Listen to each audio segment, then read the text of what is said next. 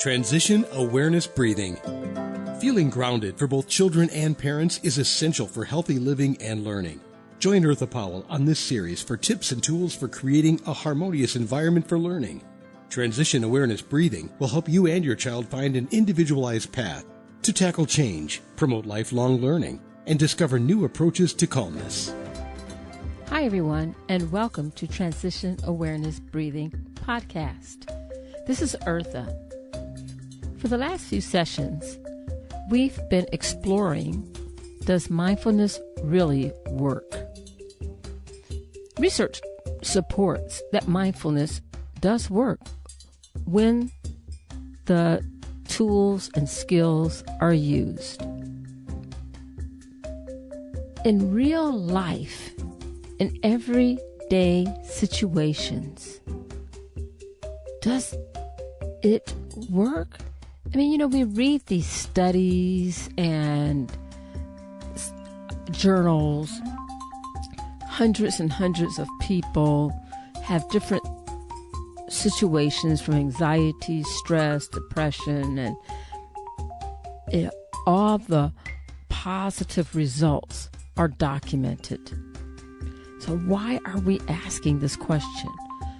Shouldn't we just kind of go along with the results of the research and say, sure, it works? However, research also indicates that when mindfulness is learned, oftentimes the practice is not sustained. And so if mindfulness really worked, why aren't we pulling from a skill that was taught, that has been proven to work? Why aren't we using that skill? And so during this session, I'm going to ask a lot of questions, and I'm asking them to get us thinking, not just to be asking an opposite question. I'm not trying to be oppositional. I just really want to find out, when we are in the midst of whatever circumstance, stress, depression, anger, fear, why aren't we pulling from what we learned?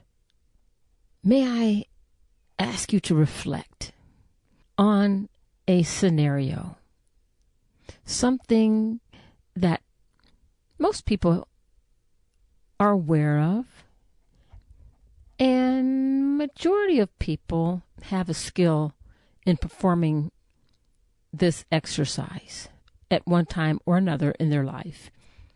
And what I'm talking about is riding a bicycle. And I could use other things, but I'm just going to stick with riding a bicycle. You can probably think of other activities which you can find a similar connection. So when we talk about the skill of using a bicycle, when is the earliest that a child has the ability to ride a bicycle? Is it when they have a sense of balance and they don't need training wheels? Or is it when they have an interest in riding a bicycle? I think there's a lot of physical, developmental, emotional maturity that kind of goes along with a child learning how to ride a bicycle. Some children learn earlier than other children. And certainly if there's siblings involved, other children don't begin to ride a bicycle till later in their childhood, for whatever reason. So do we force a child to, you're 9 years old and you need to ride this bicycle because you're 9 years old? Or do we encourage the child in other ways that could help that child built on balance and confidence and muscle strength? And does it have to be a bicycle? Zoom forward 20 years, 30 years, 40 years, or more, and maybe the bicycle that you learned how to ride several decades ago is in the garage or in the attic, or maybe it's not even in your house anymore. Do you still know how to ride the bicycle? If you had to, imagine you went to a park or an amusement park, and you know how they have those bicycles that you can rent. And maybe you're going there and with your children, or if you're an auntie or an uncle or a grandparent, and the children are saying, "Let's go ride a bicycle." Can you ride that bicycle even though you haven't rode the bicycle in several years? Maybe. Yeah, it depends, right? And a whole lot of different circumstances, but maybe I would guess and say most people could probably ride the bicycle, get balance, and maybe you may not be able to ride the bicycle for a long distance, but you may be willing to try. Well, why were you able to ride the bicycle if you hadn't been on the bicycle in so many years? And so I asked the same question. If you've learned mindfulness skills, and you've learned the skills a long time ago, a year ago, a month ago, a week ago, why aren't we able to pull from those skills when we have used them after we've learned them, a few weeks ago, months ago, or years ago? How come it's not our natural default? Is it because of lack of practice? Lack of confidence? Lack of development? When a child is riding a bicycle, they fall a couple of times. Do we tell the child, "Go put that bicycle away. That's it. No more bicycle riding. We're just going to watch TV or watch a YouTube video or Instagram, and we're going to just look at people riding bicycles. That's it." I think that would not be realistic. And I don't, in my opinion, don't think that would be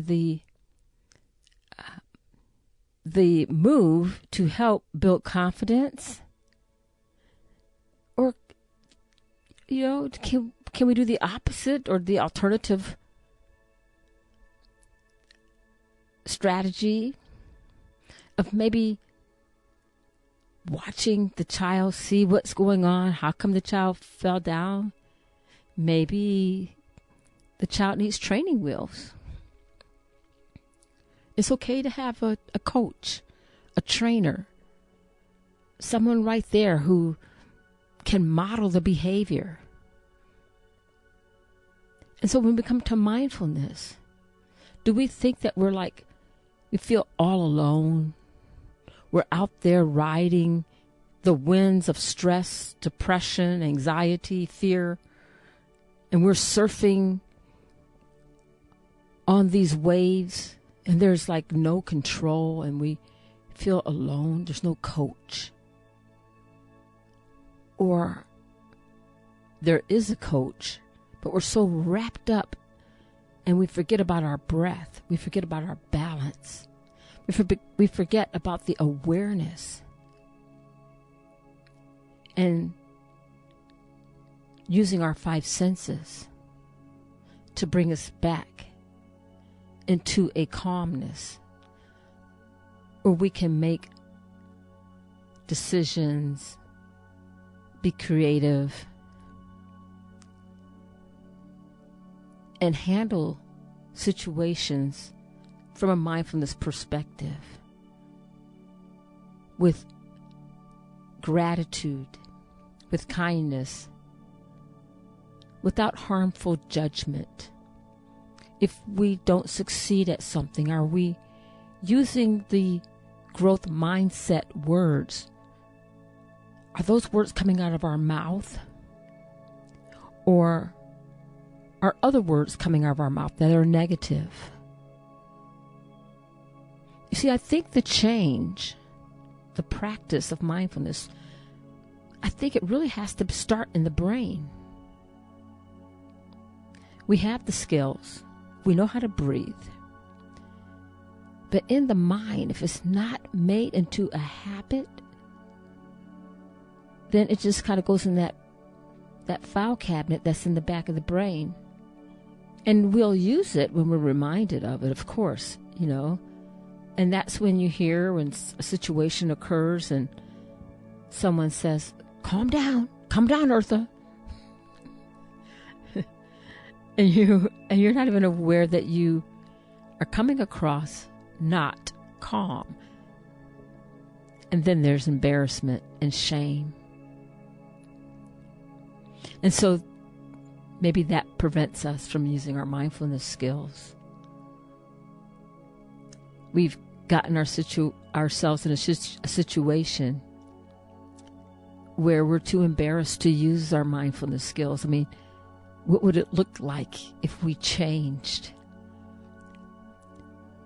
Maybe those around us are accustomed to us acting and performing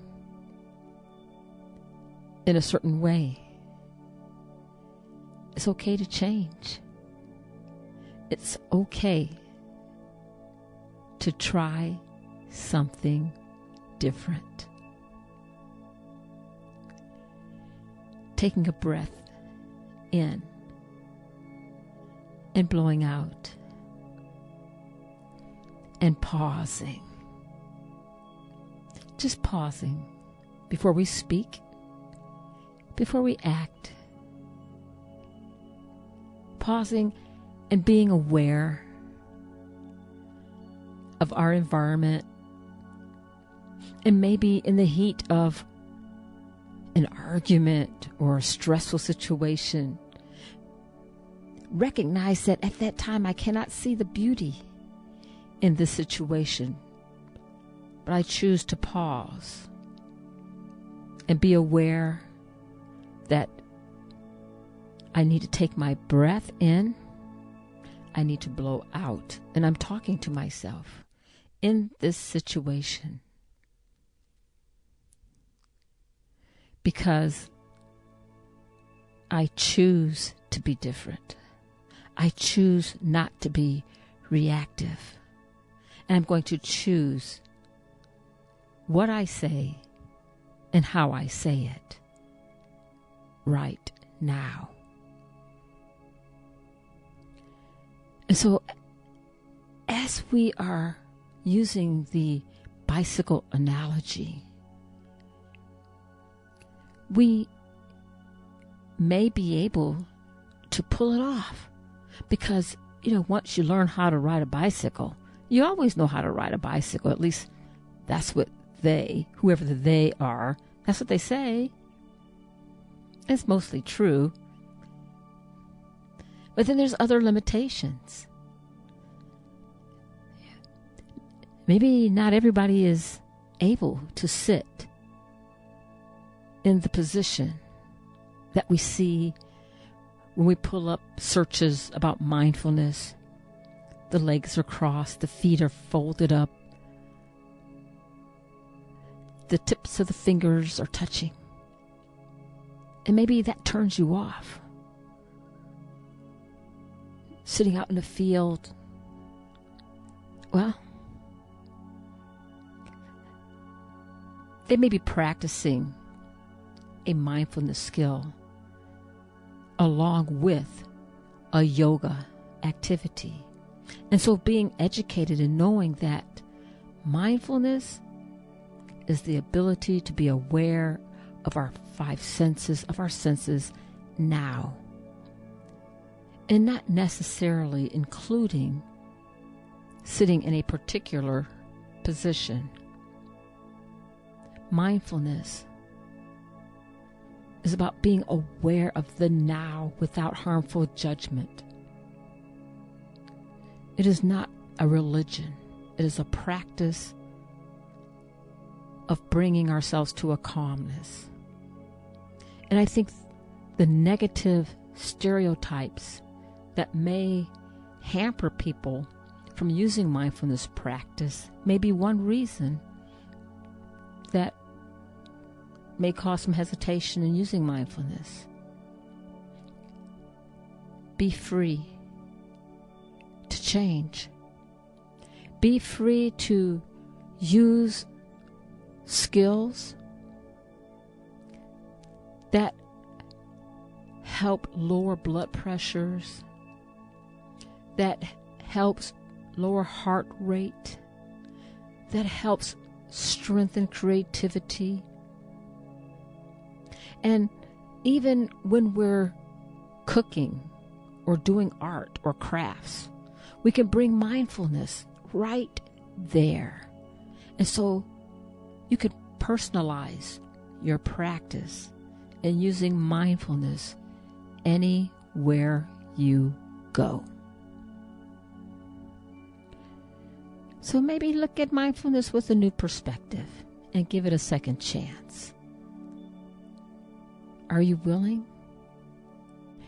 Are you willing to set a target start date? That is right now. And maybe you've learned this mindfulness stuff. Wonderful. Are you willing to increase your practice a little bit more each day now? Take the mindfulness challenge and see what a difference it can make in your life today, and even in your people around you, your family, your friends. I think calmness is contagious. Thank you so much for joining me, and I look forward to talking to you again next time. Be sure and pick up a copy of Eartha's new book, Tab Mindfulness, Awareness and Coloring Activities in a Pandemic World. It's not just an ordinary coloring book. It features 23 illustrations to stimulate thought, relaxation, and creativity for anyone between the ages of 4 and 94. Increase your positive self-talk energy, unlock new creative paths, transform your time once or twice a week to create beautiful art while strengthening confidence, building positive self-talk, and sensitize self-awareness. Tab Mindfulness, Awareness and Coloring Activities in a Pandemic World. It's available now at Amazon.com.